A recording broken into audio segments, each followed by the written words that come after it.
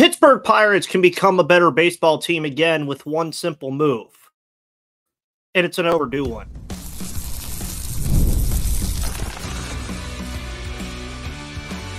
You are Locked On Pirates, your daily Pittsburgh Pirates podcast, part of the Locked On Podcast Network, your team every day. And it is your team, your Pittsburgh Pirates, every single day here on the Locked On Podcast Network. My name is Ethan Smith. Welcome back to the Locked On Pirates podcast here on the Locked On Podcast Network, again, where it is your team, your Pittsburgh Pirates, every single day. Today's episode is brought to you by Prize Picks. Please download the Prize Picks app today and use code LOCKEDONMLB for a first deposit match up to $100. My name is Ethan Smith. Follow me on Twitter there at MVP_Ethan or at Locked On Pirates for all of your news, analysis, opinions, and reactions to everything going on in the world of the Pittsburgh Pirates, as we all see fit, of course. And it is May 21st. Welcome back to the show. Thank you guys for always tuning in the afternoon, in the evening, the next morning, stuff like that. I know today's show's coming out a little bit later than usual. A lot of notes that I had on today's show.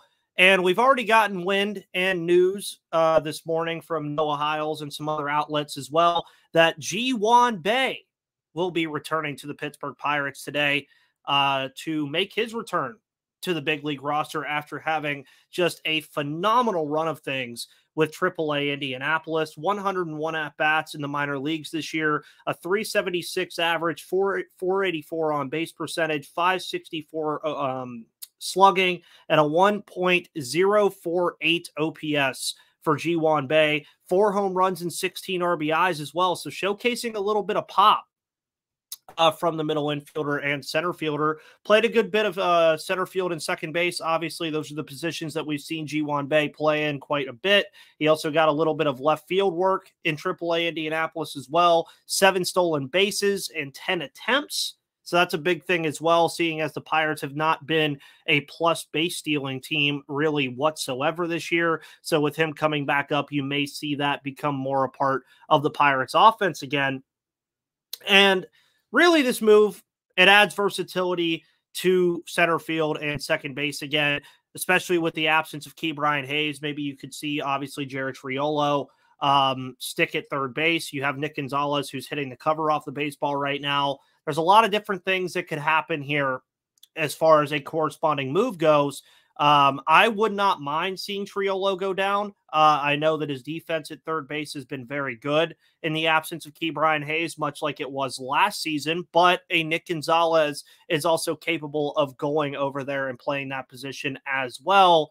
But as you saw in the thumbnail, and as you see a lot of people saying at this point, it's something I haven't really addressed on this show much because I don't really like talking negatively about players too often. It's not a thing that I enjoy doing. I don't think really anybody enjoys talking negatively about a player on their favorite team. And it kind of sucks because you don't want to bury somebody and you don't want to, have to have this discussion on a show, especially a show like this one. But when it comes to Rowdy Tellez, it just hasn't worked. I mean, that's the easiest way to put it. It has been something that the Pirates have tried now since the beginning of the season. Rowdy Tellez was obviously acquired in the offseason via free agency as kind of a reclamation project, which we've seen the Pirates do very well in the past. Carlos Santana last year had a pretty good run of things before he was eventually traded to the Milwaukee Brewers when the Pirates fell out of contention. We've obviously seen the Pirates do it with a ton of pitchers, from Tyler Anderson to Jose Quintana to Rich Hill briefly. They've done a pretty decent job in free agency of going out and finding these guys who have had past success and kind of tapping back into it. Well, for Rowdy Tellez, that just hasn't happened.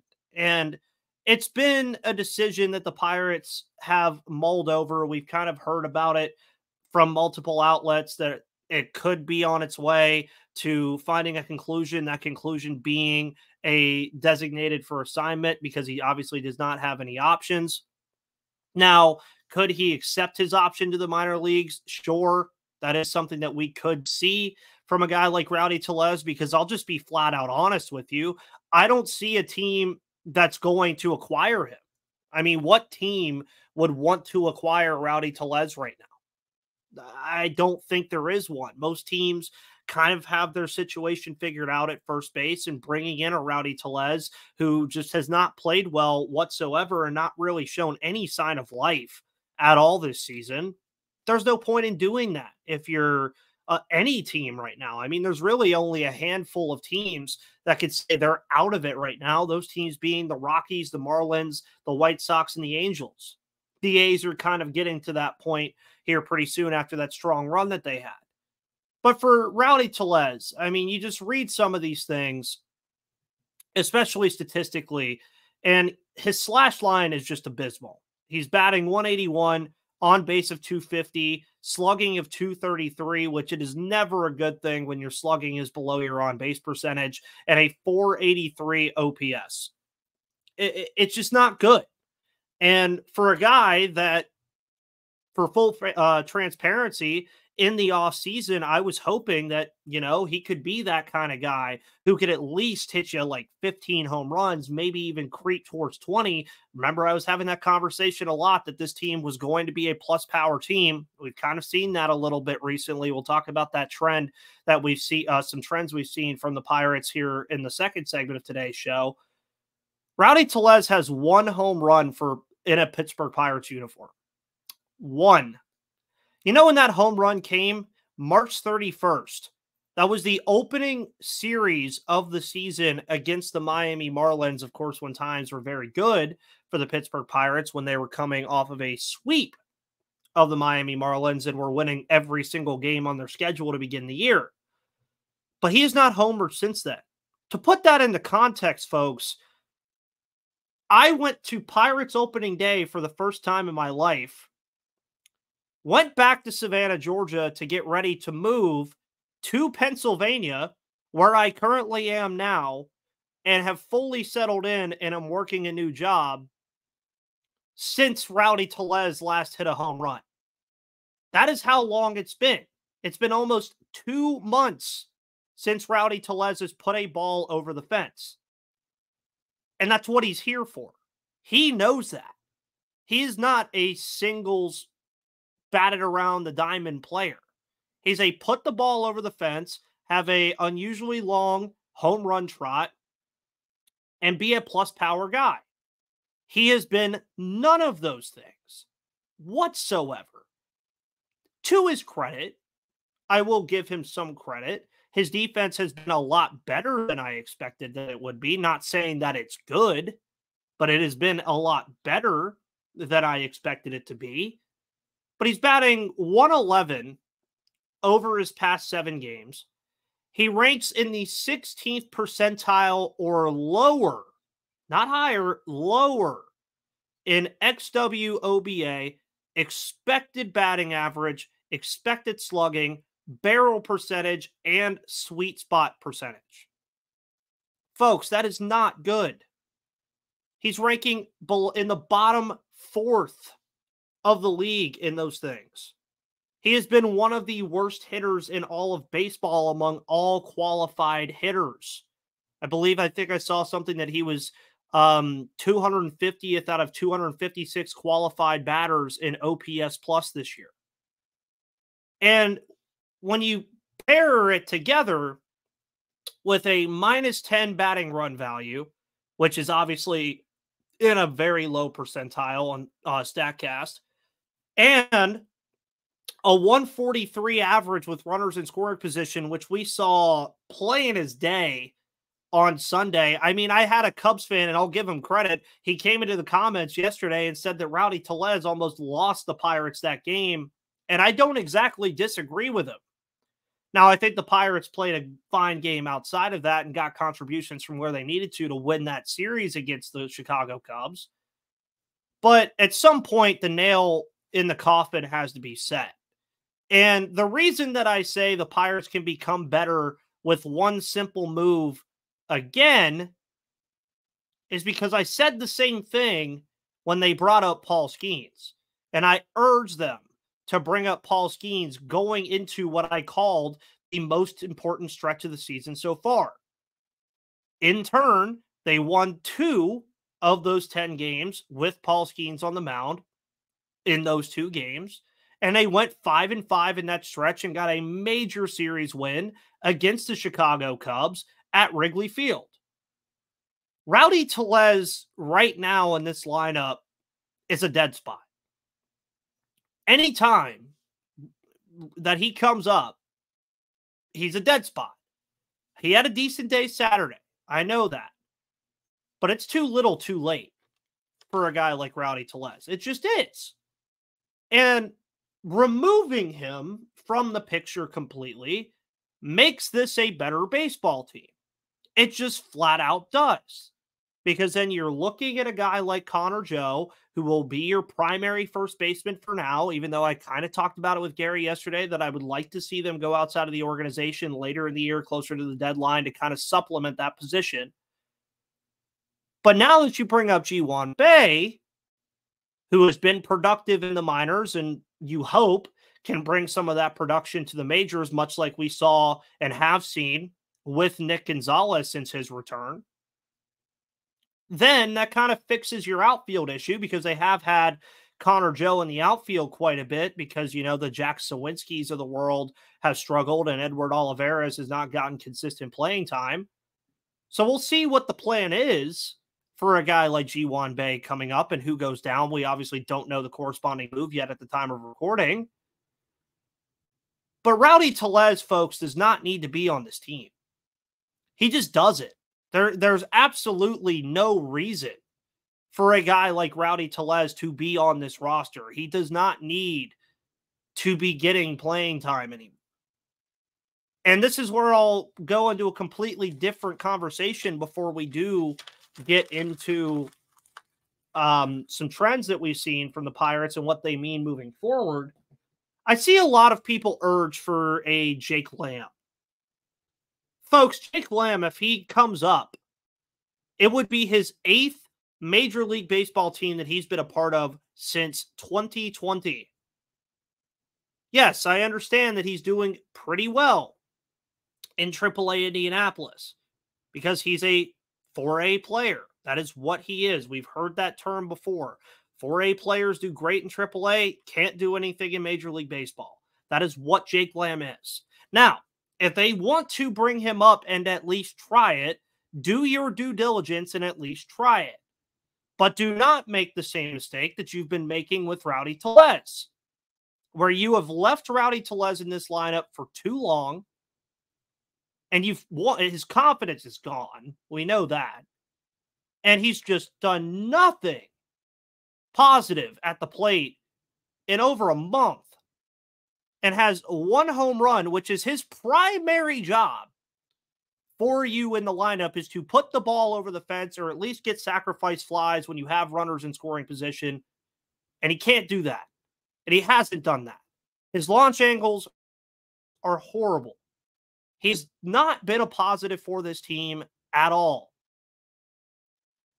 Take him out just take him out. Let him figure it out elsewhere. Because for a team that wants to compete and has shown a willingness to make moves to compete, i.e. Paul Skeens, Rowdy Tellez is not a player you want on a competitive roster because he's basically a guaranteed out every time he comes to the plate. And if they're going to bring up a guy like Jake Lamb, don't make that same mistake. Give it 2 weeks. If he can't show you anything in 2 weeks, go right back where you came from. And that's what it's unfortunate. I don't want to talk about these things, but I have to because the Pirates need to be winning baseball games more often than not because they are in the middle of that pack of all those teams that I discussed yesterday that are in the middle of a wild card race. And when you get to Memorial Day, that's usually where you can see where these teams are factoring into a divisional race or a wild card race or selling the team off this year. That's what we're seeing. And folks, the Pirates are right smack dab in the middle of that.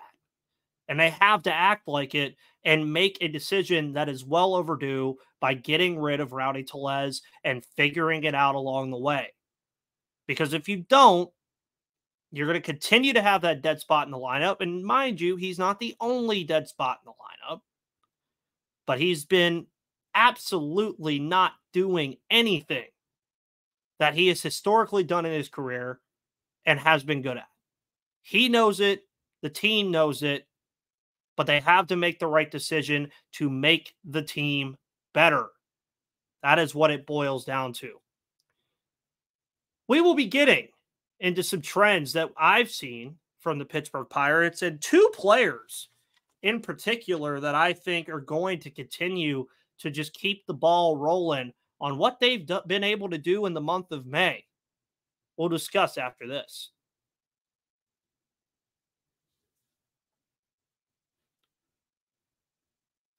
Today's episode of Locked On Pirates is brought to you by LinkedIn Sales Navigator. Try LinkedIn Sales Navigator and get a 60-day free trial at linkedin.com/lockedon. LinkedIn Sales Navigator is a sales intelligence platform that helps professionals effectively prospect and engage high-value customers, drive higher revenue, and increase sales performance. Sales Navigator helps you target the right buyers, surface key signals such as job changes or which accounts you should prioritize, and shows you hidden allies so you can find those buyers that are most likely to convert. It's fueled by LinkedIn's 1 billion member platform, and Sales Navigator gives you the most up-to-date first-party data enabling you to unlock conversations with the people that matter. So right now, you can try LinkedIn Sales Navigator and get a 60-day free trial at linkedin.com/lockedon. That is linkedin.com/lockedon for a 60-day free trial, and let LinkedIn Sales Navigator help you sell like a superstar today. Just go to linkedin.com/lockedon and get started.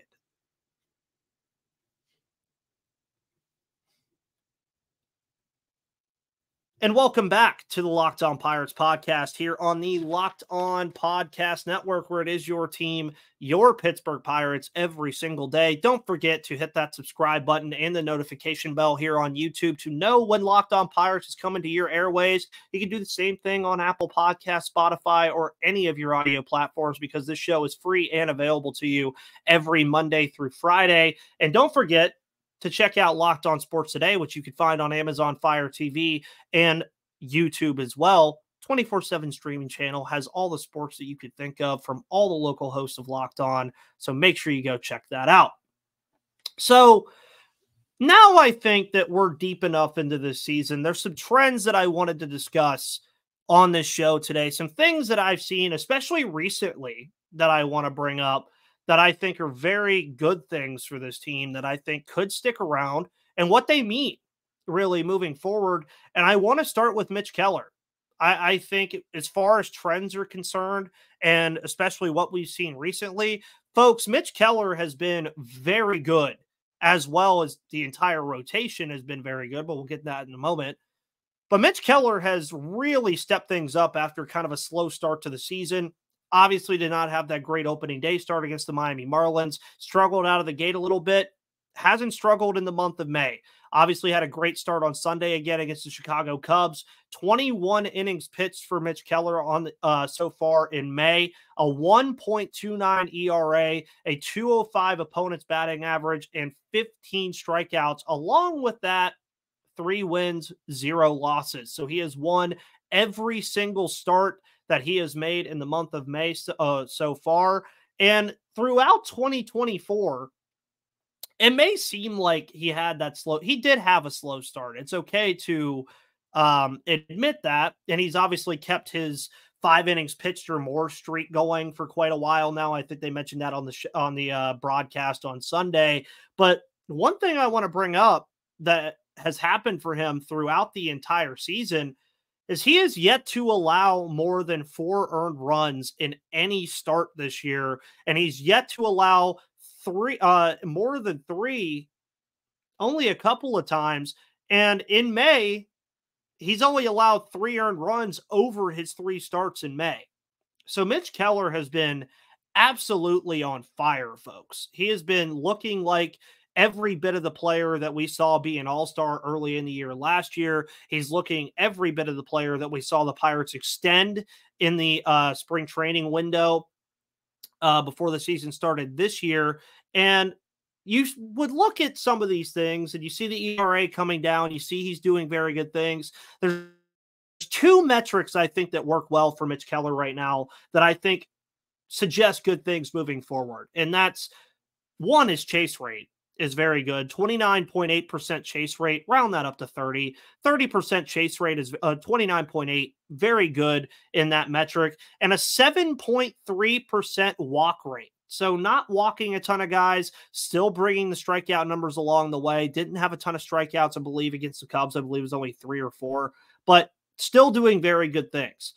Now, shifting that focus on trends from pitching for a moment to the offense, am I going to say something good about this offense for a second? Yes, I am. I'm going to say something good about this offense for a second, because since April 21st, the Pirates rank 11th in Major League Baseball on home runs. How about that?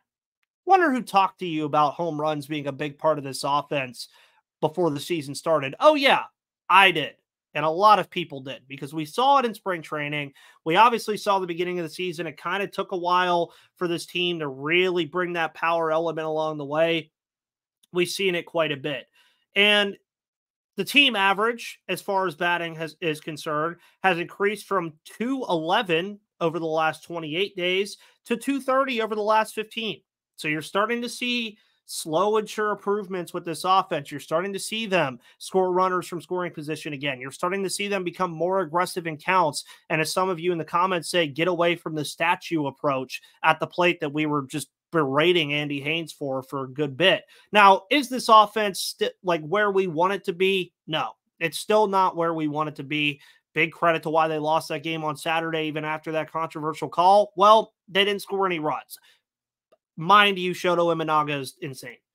And the Pirates are already on pace for more home runs in the month of May than they had in April.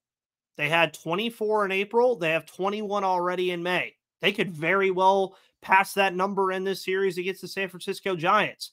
Now, sliding back to pitching just continues to dominate for this team. We know that. They have one of the better rotations, I would say, in the National League right now with Mitch Keller, Jared Jones, Paul Skeens, Bailey Falter, and Martin Perez, we will see on the mound tonight. And they have a 3.9 ERA overall. That includes the bullpen, which ranks 13th in Major League Baseball. Comparing that to a 4.51 ERA in 2023, you're obviously seeing clear improvements from that group. They rank 13th in WHIP, 12th in opponent's batting average, 14th in strikeouts, and 12th in strikeouts per 9. Those strikeout numbers, I think, will continue to go up, obviously, with Jared Jones and Paul Skeens being fully ingrained into the mold, Mitch Keller being a plus strikeout pitcher. Falter and Perez, not so much, but I would expect that strikeouts per 9 number and the strikeout number will continue to go up. And it's really hard to find a way to say that starting pitching won't continue to be a strength for this squad, because you look at who was sent down in favor of Paul Skeens, and it was Quinn Priester. Quinn Priester was pitching very well. And Marco Gonzalez, who went on the IL, finding a place for him right now. I don't think you can. That's kind of difficult to say, but I don't think you could find a way to get Marco Gonzalez back in this rotation. And I don't think he profiles as a bullpen arm this late in his career either. So that's a very interesting dynamic and a very interesting problem for the pitchers to have, or for the Pirates to have, about their pitching. And we've seen the bullpen kind of pick things up as of late as well. Aroldis Chapman has had some good outings. David Bednar, outside of Saturday, has had some pretty good outings recently. Colin Holderman, to me, has been one of the best relievers in all of baseball, one of the most underrated relievers in all of baseball. We've seen, obviously, Carmen Mlodzinski make the call back, Ryder Ryan come back. So the bullpen's going to eventually shore itself up, and I think that they're on the way of doing so. And if that happens, anytime that these starters give the Pirates a lead, or the offense gives the starters a lead, folks, it's going to be really hard for teams to claw back into baseball games against this pitching staff. And then I want to discuss O'Neal Cruz. O'Neal Cruz was a guy, again, much like Mitch Keller, got off to a terribly slow start, had that horrid April with that strikeout number where he was with the likes of Kyle Schwarber and was historically bad in that metric, especially when it comes to the Pittsburgh Pirates. Well, how has he answered that call? He's batting .271 and slugging .576 over his past 15 games. And he has looked every bit of the player that we love watching in Oneil Cruz. 4 home runs and 10 RBIs in the last 15 games. He ranks in the 95th percentile or higher in exit velocity, bat speed, barrel rate, and hard hit rate. And really, too, if you watch him at shortstop, he still had his moments defensively as a shortstop, but he has slightly improved defensively as well. I've liked what I've seen from some of the things he's been able to do defensively. Now, is he a plus defender? No, but he looks a lot better than what we'd seen in early 2023 before his injury, and of course 2022, which was the last time that he had a large sample size of games.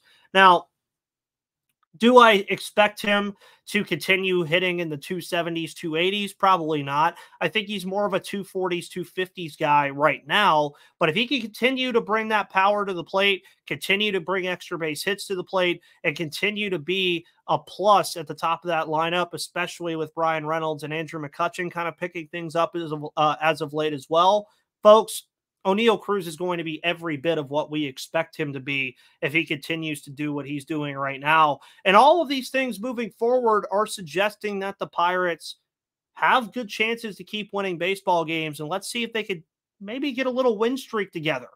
That'll start versus the San Francisco Giants in a 6-game homestand kicking off tonight with the Giants in Game 1. Pirates Hall of Fame will be announced. We'll talk about that tomorrow. And we'll talk about that in just a moment as well.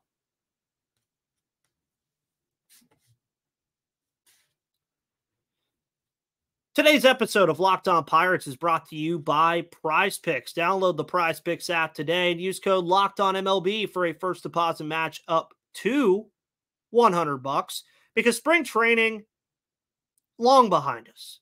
Baseball season is fully underway, so you don't want to miss your chance to add your favorite players from the diamond in your Prize Picks entries. Whether it's strikeouts, RBIs, or first inning runs, take your pick of more or less and add them to your Prize Picks entries today. And don't forget that Prize Picks is America's #1 fantasy sports app that has more than 3 million members. And all you do on the app, folks, is just pick more or less on 2 or more player stats and watch the winnings roll in. You can even pick alongside guys like LeBron James, Shohei Ohtani, Connor McDavid, Jude Bellingham. You can pick those guys, and they might do anything. Sugar Sean O'Malley's on there. Meek Mill's on there. So that's all you have to do. Easy gameplay, and you have an enormous selection of players and stat types. That's what makes Prize Picks the #1 fantasy sports app. So all you have to do to go make what I would think some pretty easy money, download the app today and use code LOCKEDONMLB for a first deposit match up to $100. Again, download the Prize Picks app today and use code LOCKEDONMLB for a first deposit match up to $100. Pick more, pick less. It's that easy with Prize Picks.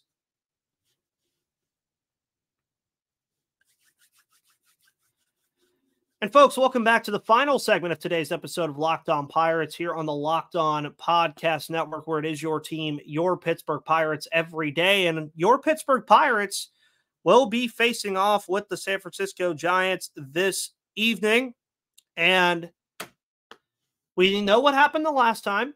The Pirates were in that stretch of games where it just nothing looked right for them whatsoever. They did not look interested in hitting a baseball the last time that they played the San Francisco Giants. They did manage to get a victory in that series, winning 4-3 against the Giants on that Saturday, April 27th. They then lost 3-0 on the opener of the series and 3-2. So a very low-scoring series there. Teams are a little bit different now since that point. We've obviously seen Paul Skeens come up. The Giants just lost Jung-Ho Lee. Michael over at Steel City Pirates did a wonderful series preview, so go check that out. And the Pirates will face a pitcher tonight that they did not see in that first series, and that will be Logan Webb. Logan Webb, one of the better starting pitchers that the Giants have had in recent memory, has been very, very good. And you look at what he's been able to do in May, and he's had a strong May as well, much like Mitch Keller. 3.18 ERA in May over 17 innings, 265 opponent average. He has only started against the Pirates in 2 other occasions and has a 2.84 ERA versus Pittsburgh in those occasions. 6 shutout innings versus the Dodgers in his last start. So much like Mitch Keller, Logan Webb having a good run of things as the weather is warming up. Now, did not face Pittsburgh, obviously, in that last meeting, as I mentioned before. So the Pirates will get a little bit of a different look at what they're seeing, at least in this first game. And Martin Perez will be on the mound for the Pittsburgh Pirates tonight, looking for a much-needed bounce back after that outing that he had against the Milwaukee Brewers that lost the Pirates the series in Milwaukee. He has a 9.39 ERA in May over 15 and a third innings. Does have considerable success, though, in his 2 previous outings against the San Francisco Giants with a 2.33 ERA. Going back to that last start, Perez just did not have it. 9 earned runs and a career high, 5 home runs allowed versus Milwaukee in his last start. So 2 pitchers that are, pretty good. I mean, Perez had that blow-up start, but Logan Webb, pretty good pitcher for the San Francisco Giants. Both have had success in short sample sizes against the opposing teams. The Giants, by the way, ranked 13th in baseball in average versus left-handed pitching. Something to watch for Martin Perez tonight. Pirates obviously just low in pretty much every offensive metric after that terrible run of things that they had for a while offensively. So not really much to discuss on that front. And when you continue to look at a preview of this, it's also interesting, too, to me that a lot of these guys do not really have a ton of experience against really either pitcher. O'Neal Cruz has only faced Logan Webb 3 times. Connor Joe and Brian Reynolds, along with Rowdy Tellez, are the 3 players currently on the roster at the time of recording. See, caught me there. Who have the most experience? Connor Joe, 762 OPS and 6 at-bats. Brian Reynolds, a 453 OPS and 6 at-bats. Rowdy Tellez, 625 OPS in 8 at-bats. Michael A. Taylor has had some pretty good success against Webb. 1.334 OPS and 3 at-bats. So that's something to see there. And then you look at Martin Perez. Watch Jorge Soler in this one. 21 at-bats against Martin Perez, an 851 OPS, 1 home run, 3 RBIs. Wilmer Flores has a homer off of him as well. Matt Chapman has an 881 OPS against Perez in 20 at-bats. Really, those are the only guys that have seen considerable outings against Martin Perez. Luciano, Matos, Ramos, Sable, Lamont, late night Lamont Wade, Wisely, and Yastrzemski have not seen Martin Perez at all. Meanwhile, for the Pirates, Joey Bart, Nick Gonzalez, Olivares, Sawinski, Triolo, and Williams have never faced Logan Webb. So we will see what's going to happen between the Pittsburgh Pirates and the San Francisco Giants tonight. Again, the Pirates Hall of Fame class of 2024 will be announced. We'll talk about that on tomorrow's show. We'll also be talking about the Wednesday matchup between the Giants and the Pirates, as well as recapping what we see tonight, all on tomorrow's episode of Locked On Pirates. Folks, don't forget that we're on YouTube and all of your audio platforms because it's free and available to you every Monday through Friday. My name is Ethan Smith. Follow me on Twitter at MVP_Ethan or at Locked On Pirates. Follow my writing work at Steel City Pirates and follow the Locked On Podcast Network at Locked On Pods. Folks, have a wonderful rest of your Tuesday, and I'll see you on the flip side.